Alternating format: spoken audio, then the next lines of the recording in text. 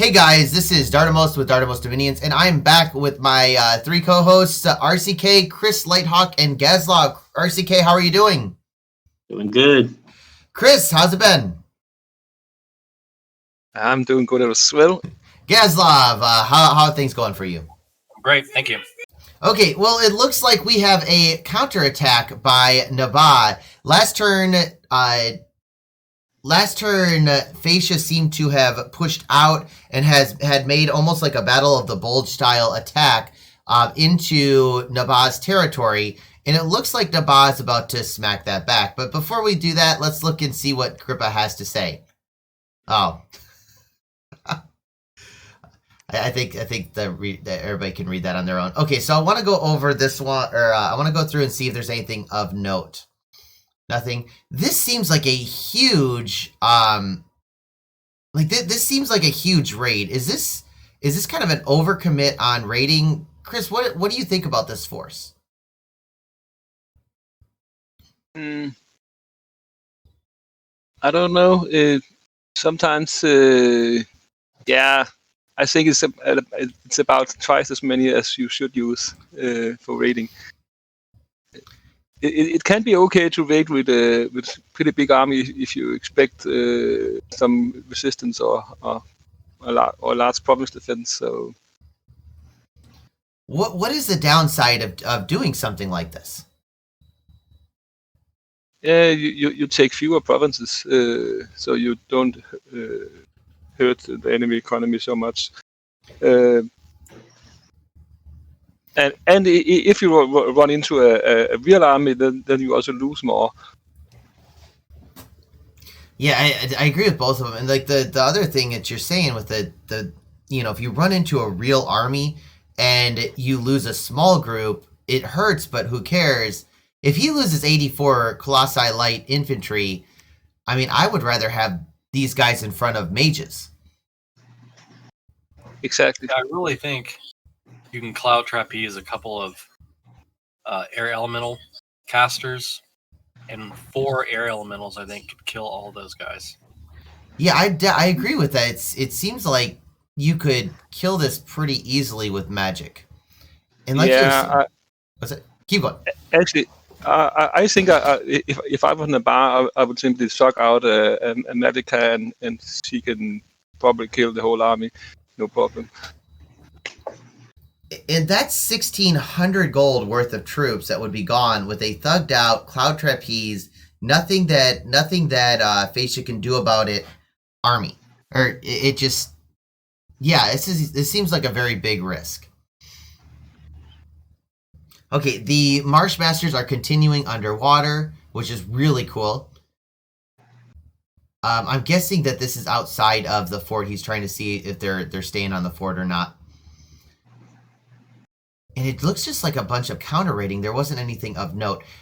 This is the throne underneath water. I think that this might be why Relay paused their fight against Airmore. We were talking between about what's happening with Airmore.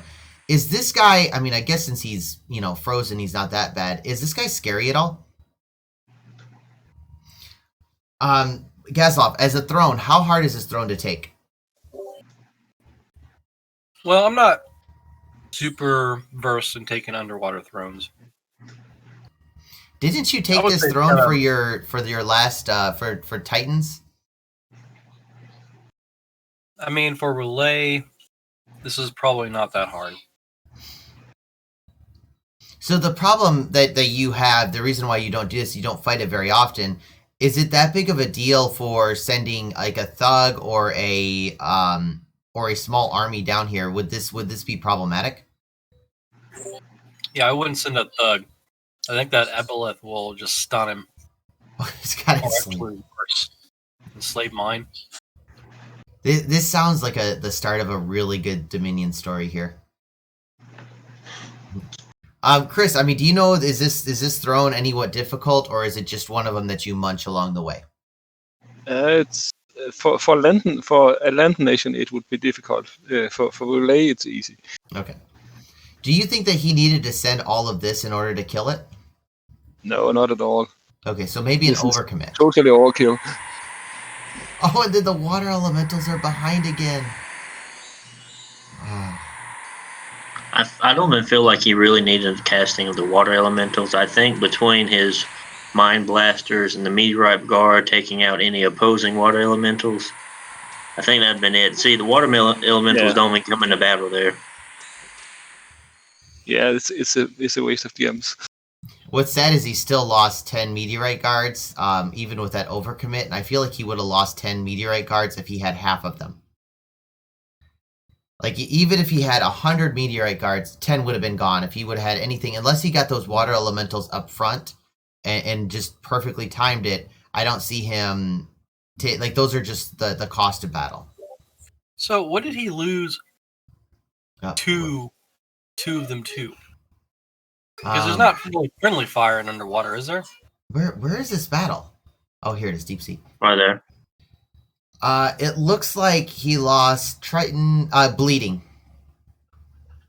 Yeah, Oh. it's just a little of everything. I think trampling and the knight's lance charges. Well, yeah, Stuff they like got that. the charge in on them. Okay, so there was that one. Where's my bleeding? Because I'm pretty sure that what happened is a couple of these guys just took a bleed, and that's probably how they died. Looking for that blood red number. Yeah, I don't know. Makes It's an sense. interesting question because you're right. There's only eight deaths, or there's 8 kills here. There's 10 deaths here. I don't know. Maybe a water elemental got 1 or 2. Yeah, that could be it. You can't see the kills from the water elementals. Another option is they were casting what was it? The cold. They were casting cold spells. Are those automatic hits, or could they miss? I don't know. Water strike. Can water strike miss? Yes, I think so. Okay, that might have been what did it. Because if a water strike hits these guys, I think it'll probably kill them, right? And I don't think so, but if they're already wounded, it would. Okay.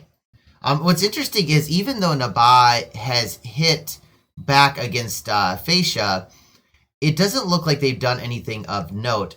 Now, the Fascian army, instead of going for the capital, went up north. Is this a lost opportunity here? It really feels like a lost opportunity.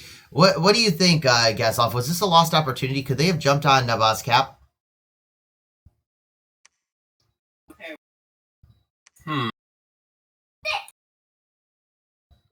Oh, I don't know. I think that's a good play. I mean, you kind of want to get on people's capitals as soon as you can. Of note, he split his army in 2. When we were looking at these guys went on to the fort here, and these guys went and raided. It also makes me wonder on how many sacreds Nabal has at the capital, because if you notice, his army kept pushing forward. He's not going back, and he isn't too worried about him taking anything. Because he has no sacreds there in that army. He doesn't use the sacreds. I talked to him. When we were talking over his national overview, I told him these guys were just as good if you took a high. Like he went very scales heavy, and going scales heavy with these camel riders and these elite soldiers. These elite soldiers are not the worst thing in the world, especially if you break up their formation with these camel riders. And we've got an interview coming up soon that will kind of showcase. He at least shows it in one of the battles, which is really cool.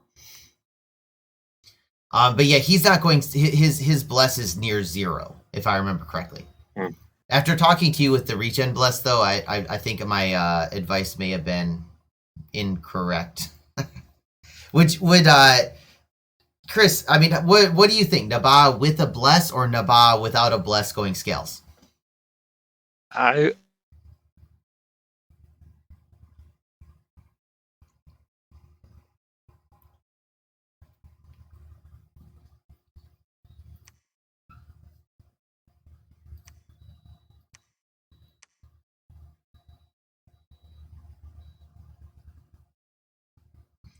You'd have to give him a coral blade, correct?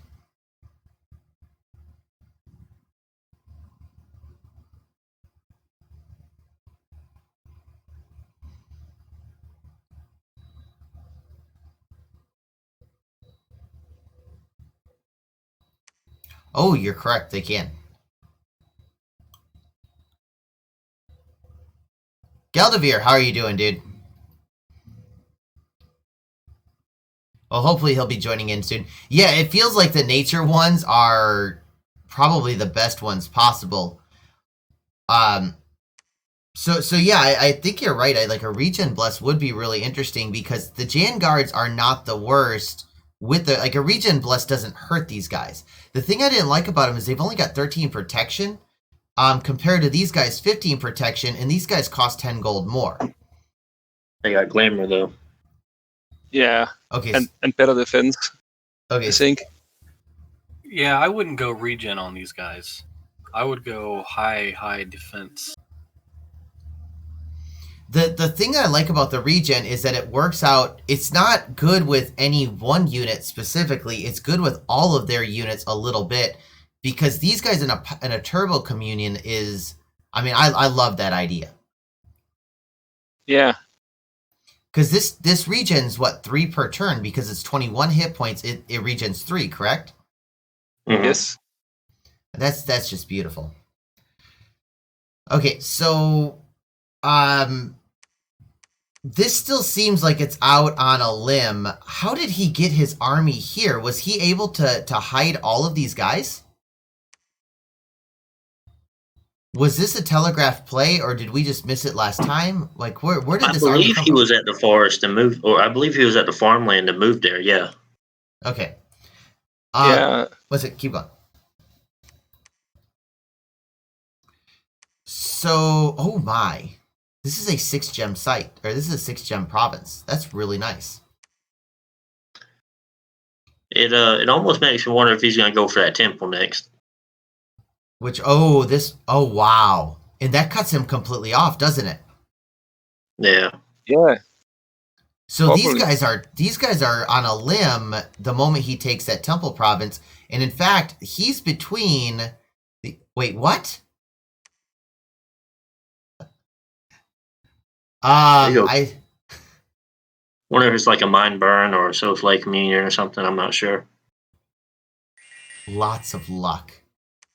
Oh, they're all casting luck. Okay. Body ethereal. Oh my. I assume maybe just to beef up the those soldiers they have there, I guess. And there's no magic weapons on Fascia's troops. Ooh, that's scary. Oh my goodness! I hope we get a good fight coming up. Okay, so this was turn 32. Anything else that we want to say about this turn? So Tiz took some more water. That is correct. Those are independent provinces. And I think we could move on to turn 33, which is kind of exciting because this is when I started to do a bunch of my interviews. I had a bunch of people, so the viewers should be seeing the interviews interspersed in these episodes.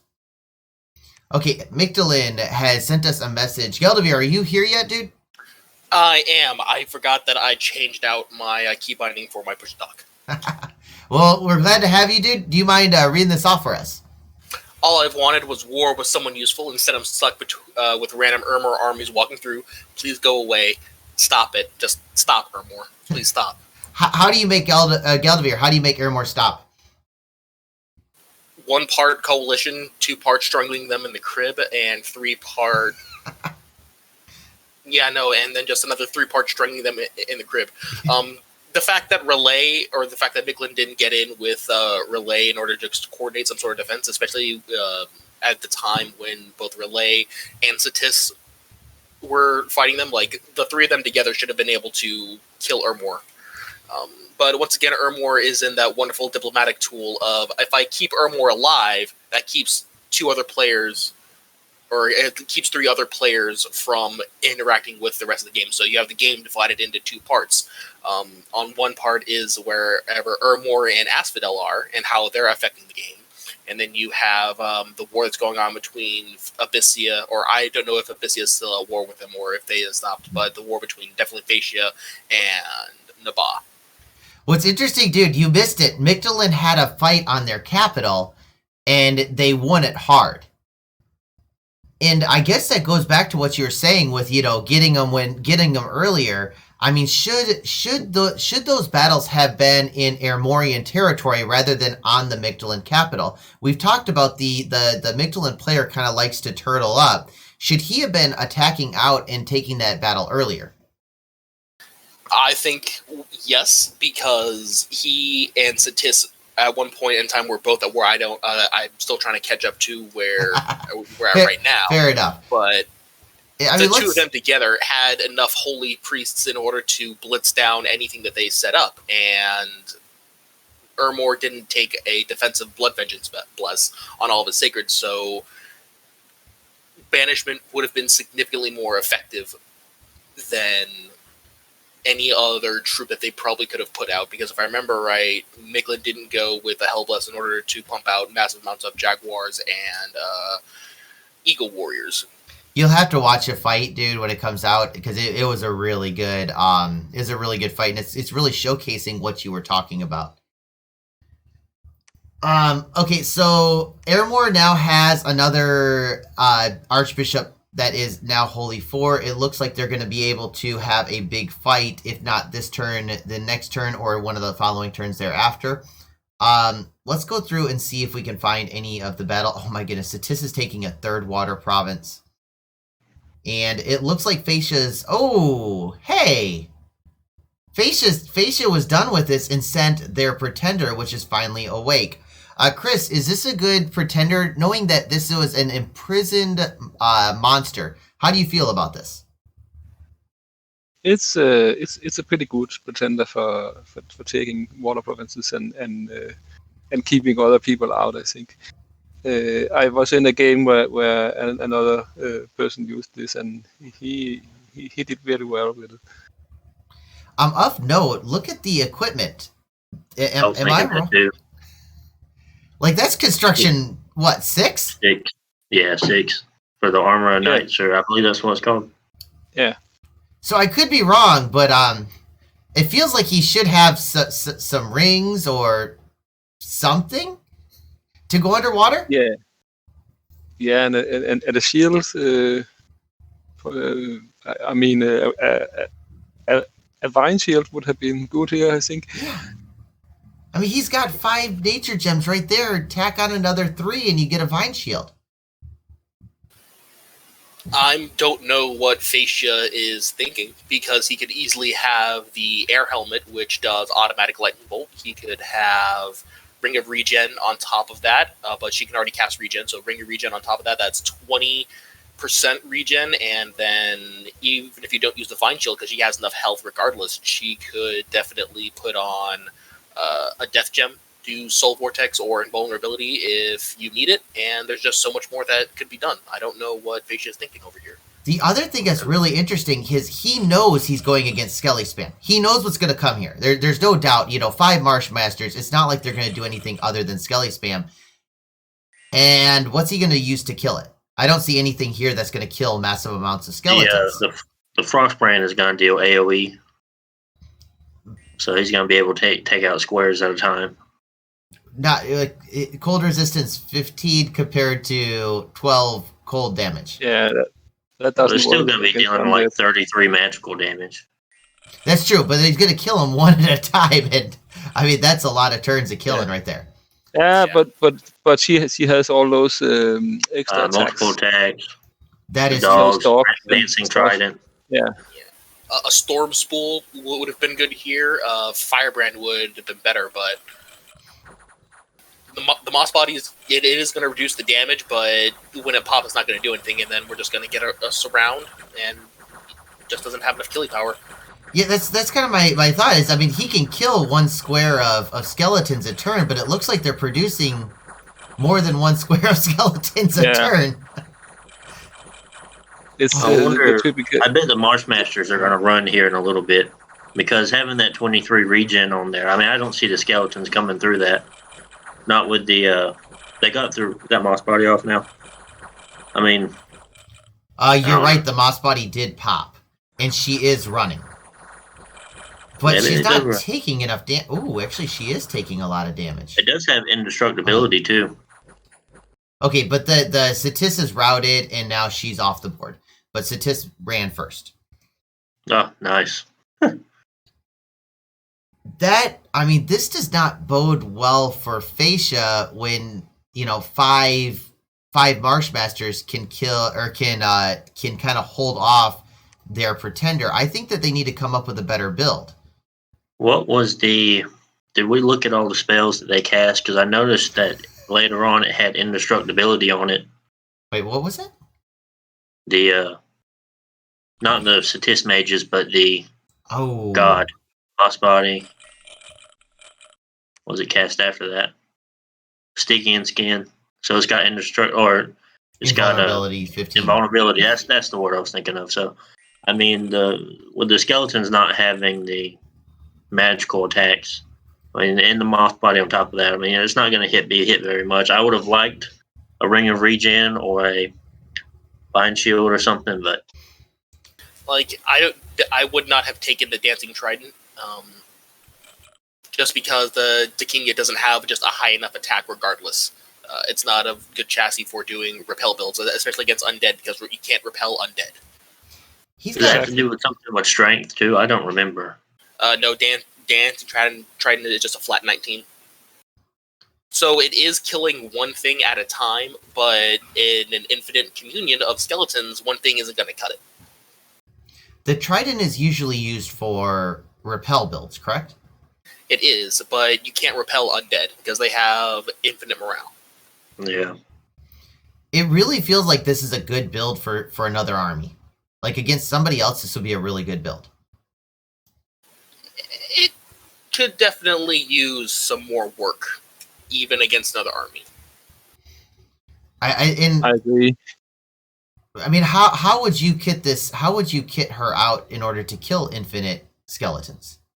I'm at construction 6, right? So anything you want.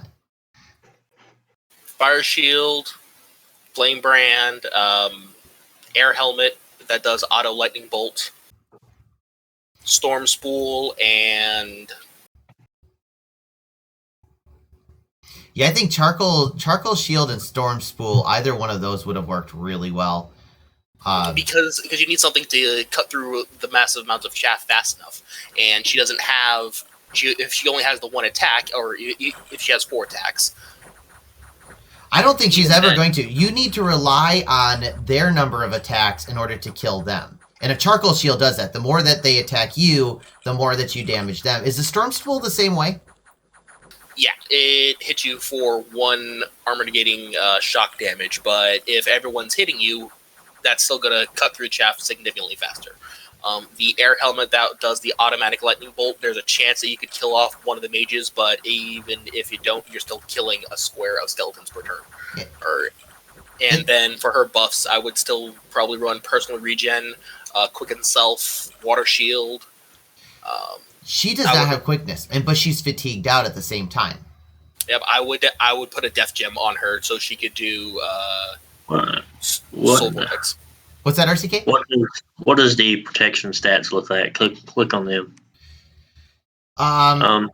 This is nothing. Like, the mundane is 26. She needs a little bit higher alteration to get invulnerability. Yeah. Another big thing. He's probably extremely lucky that his god didn't run first, because it only has one province to run to. Everything else around him is someone else's, or Indy, or Satis. I didn't even think about that. That is very well. Does he win this? Because if he runs away and there's even one skeleton on here, he wins, correct? Or Satis wins, correct? I'm not sure, since the skeletons they fall apart when the commanders leave. I would have been more worried about a commander fatiguing out and being asleep over there. Oh, that's true. But see, the skeletons don't leave until Satis's mages are already gone, because the skeletons don't actually leave; they fall apart. So because they don't have any leadership. This is a race between them falling apart and her running, right? Is that what you're saying? Mm-hmm. So you could have thought of it. The god's not going to run away being surrounded by those skeletons, and the skeleton's not going to go away until all the Marshmasters are gone. So it's an interesting thing. Fascia lost this. Yes. It was a turn with their Pretender where they jumped into a province and they lost. And now, because, I mean, if they have a nap, it absolutely is going to... this is gone forever. Well, that was just a bump. Yeah, exactly. That's what I'm saying, is that they had their chance to stop this, peacefully, or like, what's it, kosher, like making it okay, because they knew that they were going to bump. That's okay. You accidentally bump, my bad. Honestly, I didn't mean to bump into you, tee-hee-hee. Now, he can't go back to get it, right? It's like, I've said this throughout the time that I've been putting my 2 cents in for the game. The fact that Fascia left those provinces independent for the entirety of the game, it was ridiculous, because the amount of income that those would have generated for him by itself probably could have gotten him a couple more forts or a couple more temples, or definitely more troops for this war against Nabah. Now, did he take an imprisoned god? I'm not entirely sure. Yeah, he took that imprisoned Titan. So it could have been, I mean, it's only turned, 32, 33. He threw what items he had on and went with it, just to go ahead and try to stop Satis as soon as he got his god out. That could have been what happened, so he wasn't completely prepared for the battle anyway. He just wanted to stop him. Yeah, it's not the battle with Satis is the main issue that I have with him. It's the fact that he went in with a strategy knowing that he would be on an island without the plan to secure the water provinces before the god came up.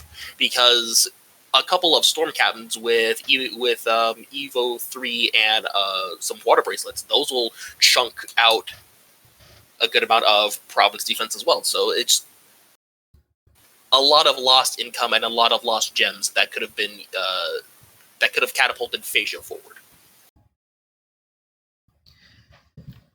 We have... does anybody else want to say anything? I'm sorry, I kind of moved ahead. Does anybody else want to say anything about this? I just say I very much agree, and I also said that in the last episode that Fascia should have taken those water provinces way earlier, and it's not hard to do for him.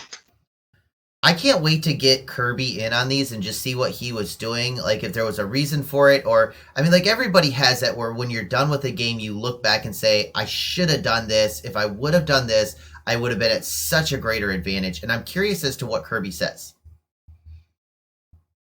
But I'll have to track him down and talk to him about that one, because it does feel like this was a huge loss. And not only that, but at this point, I don't know how he's going to get it back without ending the nap. And ending the nap puts a lot of his territory on land at risk.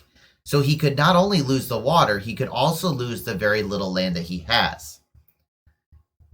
And not only that, but to transition into this fight right here, he's the fight that he's having. Oh no, not that one. He's having major battles where he takes losses. There's no way that he's going to fight against this and not take losses. But let's look at what's on both sides. Fascia has a couple mages.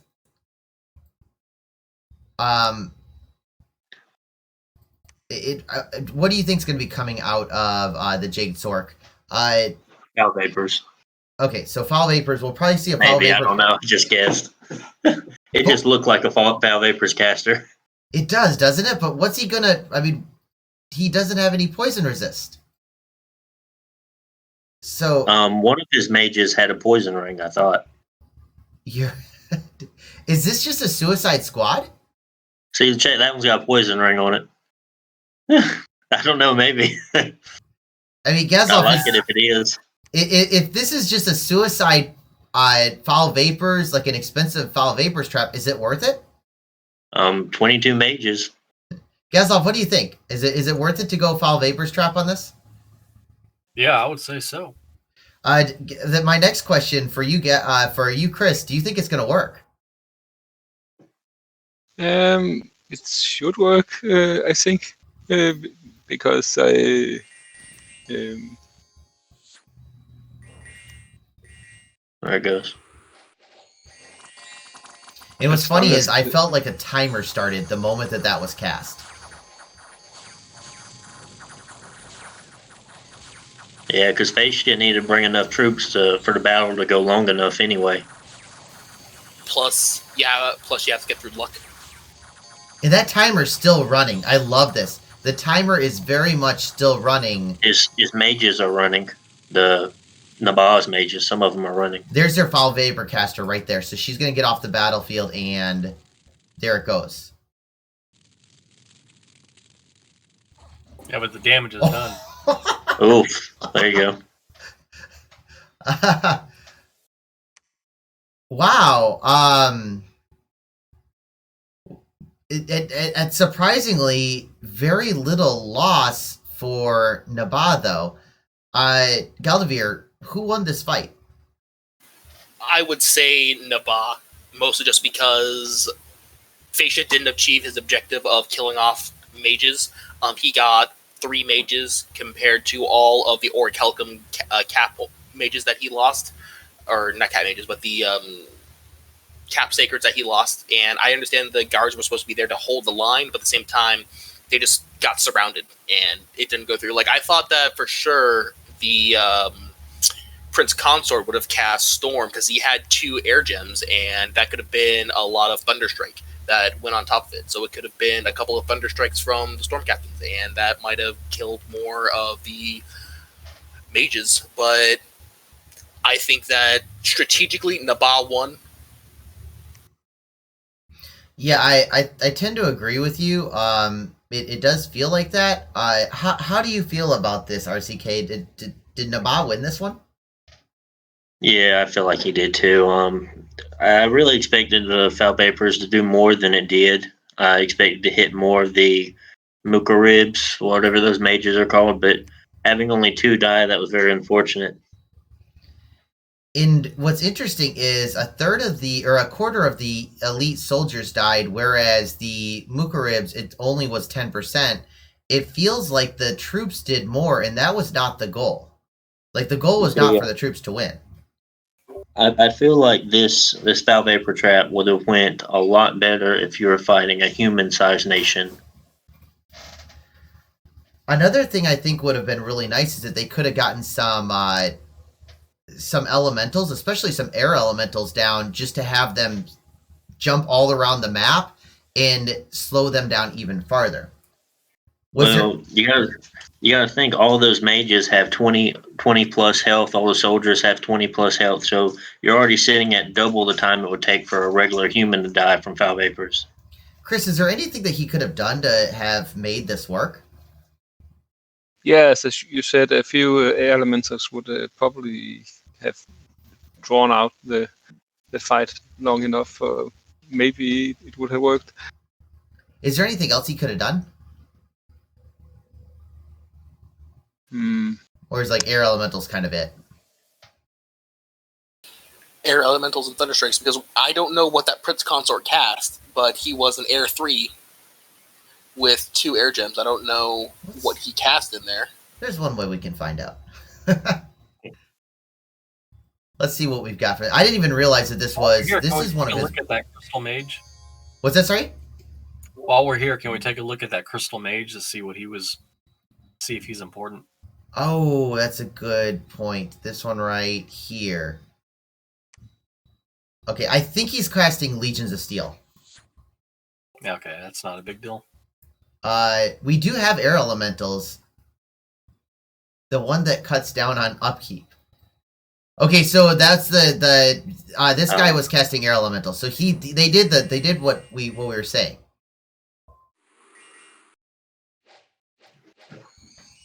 Oh, darn, I think I'm missing the Strength of Giants is what he's casting. Oh yeah, there's the elemental. Okay, so Strength of Giant spam on this, Air Elemental over here. I mean, it kind of seems. Would you have cast something else with the with this dude here, Gazlov? Well, so usually I use Crystal Mages for their anti-magic. I wasn't sure if he's expecting this battle or not. He clearly doesn't need the Crystal Mage for anything important. Were the gifts from heaven, Finfag? Who is Yeah, so he's casting gifts from heaven. What's funny is I thought the lightning was on Naba's side, and I thought the gifts of heaven were from Facia's side, because I'm pretty sure that's who it hit. Like, they're hitting their own troops.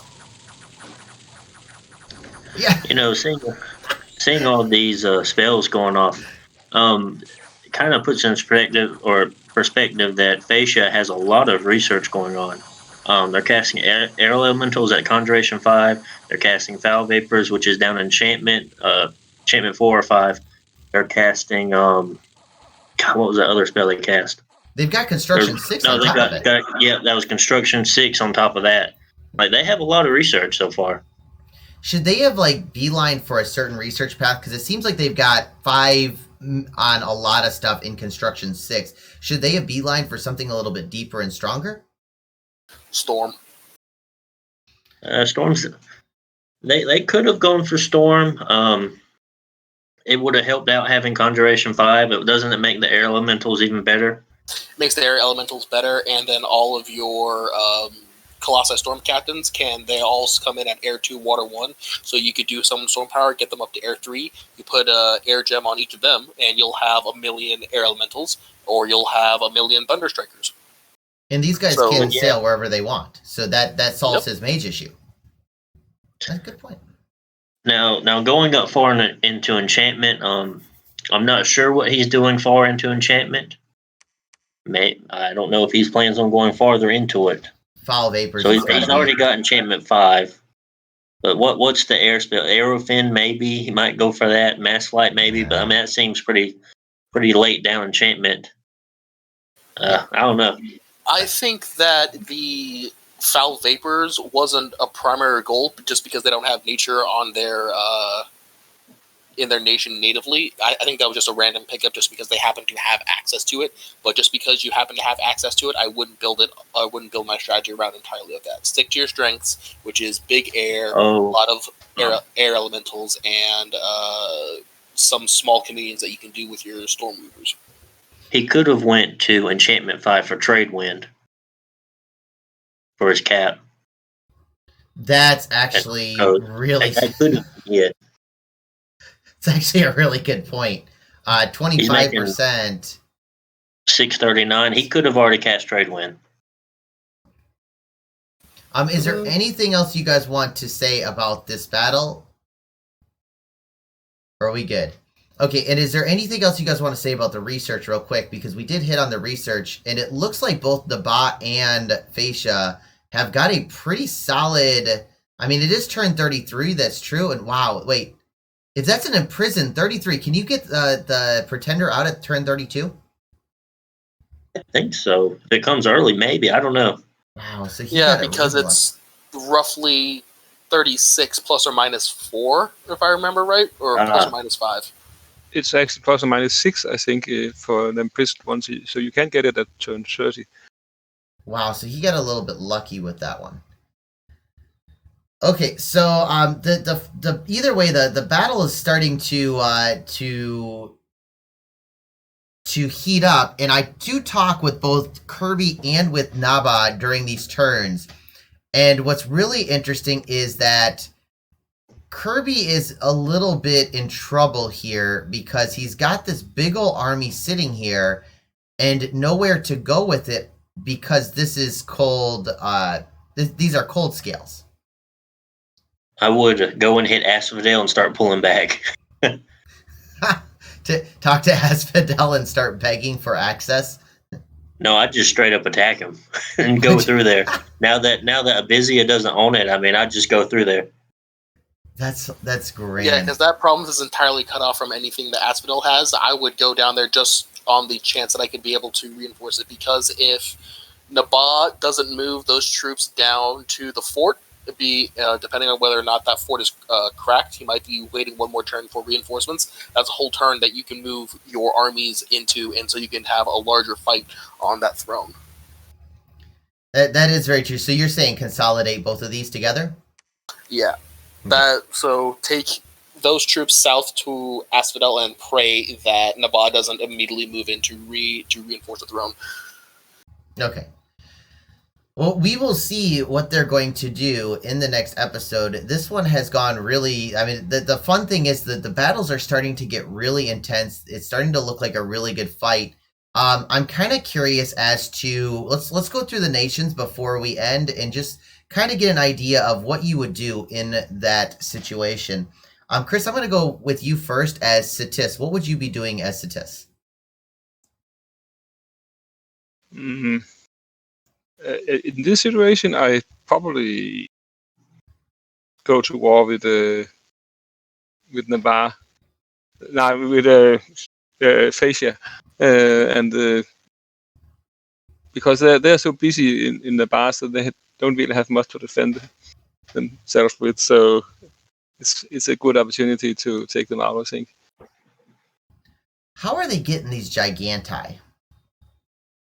It's an event they get once per year where they're getting a few of them for free, actually. Do you think that this is a good matchup for Satis? Depends on what Satis is sending. I mean, it does seem like Satis has hit their key research points, and they really do need to start with their bad starting expand. It feels like they need to really start moving out and start doing something with the with their forces. And I do think that you're right. I think they do need to be hitting Fascia because I mean it's a free throne right here, right? Yeah. Do you think that Fascia can attack back with their high research? Is that going to be a problem for them? Maybe. But I think a lot of Skelly Sperm could probably do a lot for Satis. Galdavir, I'm going to give you one of the harder ones. What should Fascia do at this point? At this point, wait, what? Oh, hey. Fascia actually attacked. I missed this. No, this is the same turn. we that one. Go ahead. This turn took so long. I thought we had an attack on that point. You are Fascia, Galdavir. What do you think that you should do? Should you attack Satis in the water to actually get your water? Should you go to peace with Nabah? Should you go to peace with Satis and try to make borders? What exactly should you do in this situation as Fascia? It looks like they're in big trouble. Did my god die when he retreated? Oh, that's a good question. Check the capital, because that's the only place it could have gone, I think. Or that forest that's... Okay. God's still that's alive. in the forest. There you go. He better be lucky. He better be glad he took that forest right there, because if not, that would have been a dead god. Can he get his pretender from here back to his throne? Or back to his cap? Maybe through the water. I mean, I guess they have a nap still. I don't know. So I don't think so, because the Drakina doesn't, I believe, have dark sailing, and that's not even his dominion in the first place. That goes back to another question. He's in 6th dominion of an enemy pretender. When he attacks, he will be at 6th dominion hit points, right? Yeah. That's true, but he has regen, so it's kind of the it lowers the province. Health, though. It lowers the maximum health, not just your current health. Your maximum health goes to this 2, which is Hamburg is, I think that's still... No, Hamburg is his dominion. Okay, so it is his dominion. He'll be able to regen back up to his max, up to +2, but it'll take some time. But he's also going to have to attack Satis. There's no choice at this point. Galdavir, you're the Fascia player. What do you do? Push Satis out of my water. Like, that's the first thing. Is I can't afford to let Satis have a grip on my water where he could possibly temple up and then cut off my capital from the rest of the map. I didn't even think about that. If he gets his dominion around your capital, you're toast. You can't sail anywhere, right? Yep, it might cause some issues diplomatically, but you can always say that this is my cap circle. Literally, it's the immediately provinces around my place. Like, this is a declaration of war if this was any other nation. So secure my water from Satis. If I end up going to war with Satis, I will point out the fact that you don't want to fight me because you have Ermor on the side over there. Once again, use Ermor as the bludgeon, and then try and consolidate my forces down. I don't know. Maybe I would move the Pretender where she is right. I'd still move the Pretender into the water, but where the troops that are in that same province, I would move it down just to hit the fort, because I'm thinking that maybe Nabal is going to try and reinforce the throne province, so they're not going to go north. And if I can take my troops down south and hit that fort to block up production in that fort, that might buy me a little bit more time than try and hit the water coastal province that Nabal has. As far as reinforcing the throne itself, go with what RCK said and try and take out Asphodel's one province and try and connect back up. What I like is that in order to survive, Facia needs to start 2 wars. It's a wonderful position to be in. Okay, Geslov, you're up next. You are Nabal. What do you do? Well, Facia's pretty annoying. You've got to really diplo your way out of that, I think. That's what I was thinking. He's apparently got pretty decent relations with Satis since they've been peaceful all game. You can be kind of opportunistic against Abyssia if you can get Facia to stop invading you. I think I would start going after Abyssia. Okay, so try to make peace with Facia and then go south after Abyssia? Yeah, because I think Nabal has proven or shown to Facia that this is a losing proposition, right? It's like you're not gaining any ground here. What's the point? Maybe you could pay him off somehow, give him some coastal land. I would definitely demand everything on the coast. But the question is, Naba can actually take this out. They can hit Asphodel, and there's nothing Asphodel can do about it, because there's no Asphodel border with Naba. And then he can go down and take Pan's Cap. What is that? Would you rather go for Pan's Cap, or would you attack Abyssia? Well, I just don't like forever wars. And that's what ultimately would happen if you take Pan's Cap. You will be raided constantly by Facia. That's very true. So, I kind of think at that point he's really overextending himself. Going for Pan's Cap? Yeah. Fighting through a one province spot where you're fighting against a nation to just sail over to the rest of your nation at any time. When you pull the whole army away, like, it's starting to get a little risky. Yeah, if I were him, I would take this fort and then at least put troops on Pan's Cap, and then get this retreat path right here. So you'll have 3 retreat paths, and if he wants to raid, just counter raid, take this fort, and then go for Pan's Cap after that. Because at that point you'll have a retreat path through this territory. Don't get me wrong, it's definitely a little bit risky, but I think that Facia has other things to deal with. Does anybody else have anything they want to say about about Naba's situation? Okay, then we're going to move to the Abyssian front. In RCK, I'm going to give you Abyssia. Abyssia is going to be attacking, and while some of these provinces are still worth a lot of money because of the low Dominion strat that Asphodel took, do you think that this war is a profitable war for Abyssia, or should they be trying to get out of it? I think Abyssia needs to double down and finish Asphodel off, honestly. Because, even they have their Great Bull, and yeah, they have their other mages and so on. We've already seen Asphodel lose a major battle that had tons of mages in their Great Bull already. So, at this point, you've already took everything back that Asphodel has taken from you in that initial raid. At this point, you can just march your army straight over their capital and pretty much take any castle you want. What's really fun is I get to have an interview. There's a battle coming up in the next 2 or 3 turns, maybe even next turn, I'm not exactly sure, where this this army is going to be fighting, and I get to interview. I think I interview Asphodel about it, and I talked to Zan. It's a really interesting fight that's going to be coming up. As RCK, I'm going to give you. Actually, I'm going to let you go with Asphodel as well. If you were the Asphodel's player as well, what would you be doing? Defense.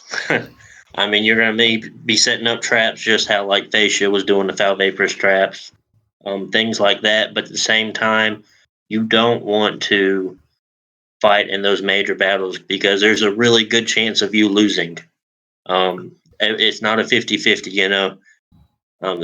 I wouldn't have gone to war with Abyssia to begin with, to be honest with you. Yes, you had the initial elfing, but other than that, I mean, you have foul vapors and that's it. Okay, let's move down to Aramor, because, yeah, I mean, like, I agree completely with what you're saying. It does seem very, the attack was wrong, but you were saying with Asphodel, they're on the defense now, they should just stay out with the war, right? I think you said that earlier? Oh yeah, if Zan was asking for peace, I would have continued the war. I mean, it would be. I would really be wondering why he would ask me for peace if his troops did so well against me, if fire elementals did so well against me. It would almost make me wonder if someone else was at war with him. But I mean, of course, we know no one else is at war with him. I would stay in the war. I don't know. That's just me. I don't know. Let's move on to Chris. You are Relay's player. It looks like they're going to start attacking Aramor soon. Does it seem like it's a good idea to stay at war with Aramor, or should they have done something token? What would you do as a Relay player? I would have tried to take out Aramor early, but at this point, I'm not sure it's really worth it. I mean, they have plenty of other people they could attack. Maybe I would team up with Asphodel and go for Abyssia. Yeah, I tend to agree with you with that assessment. I mean, your troops don't match up very well against Abyssia, do they? I think that's okay. I mean, Meteor guards are pretty strong against pretty much everything. So, and they while they don't have fire resistance, they do have magic weapons, so they can kill fire elementals also. So, I have seen Relay do pretty well against Abyssia. I think that you hit on a good point, is that Relay has a lot of different options, and at bare minimum, like, I mean, this is a free coast. You can come over here and raid these things for days. Just come up on land, take the province. If he takes it back, who cares? It's a free province. What is Abyssia going to do? Get their revenge by raiding your water? It's never going to happen. I would have liked to have seen Relay be a little bit more active up here against Abyssia and be a little bit more raid happy. Why do you think he's not doing it? I don't know. I don't know. Maybe sometimes when people start a war, they want to finish it, and they kind of forget that they need to try to win the game and not only the war.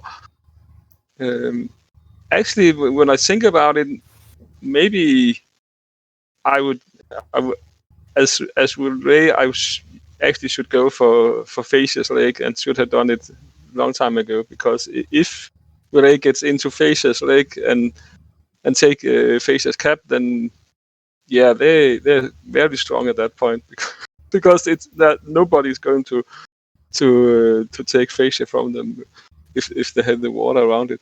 Well, this is the fun part. The only way that he can get to the Fascian Lake is like either something really long, or going through this throne, or going through Satissus. So these two provinces are kind of the way to get to the lake. This one is in Satissus cap circle, and this one is a throne. I don't know exactly who he's going to upset somebody by getting into that lake. Yeah, so maybe he should go for Satis instead of Abyssia, and then when Satis is dead, he can take the lake after that. Yeah, either that or else like try to negotiate passage. But if I was Sakane, Yeah. I'd say no. Just no. Yeah, I would too. Okay, the last fight that we're having is Aramor versus Mictolin and Galdavir. We kind of started on. I think we started this episode on this battle. I mean, what do you do in this case? Do you negotiate a peace? Aramor just lost a lot of troops. As Aramor, would you take the peace, and as Mictolin, would you give it? Without having seen the battle, which I'm sure that I will find later on when you Well, post it to your channel. One-way massacre with a lot of losses on the Eagle soldiers, as you would probably imagine, but mostly a huge loss for Aramor.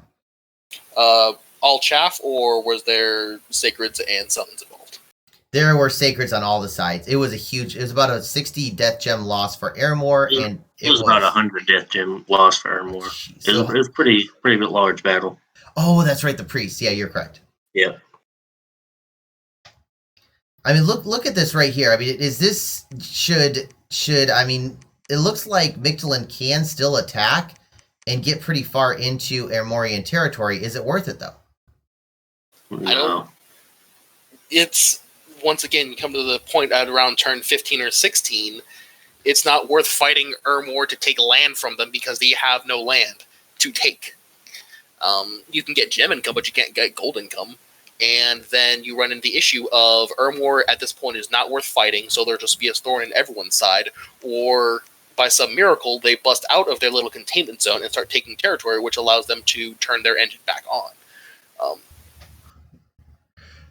If I was Mictolin, I would try and push just to try and take a couple of more forts if I can. Maybe not Aramor itself, but probably the ones that border Satis, if I can work with Satis in order to fight him.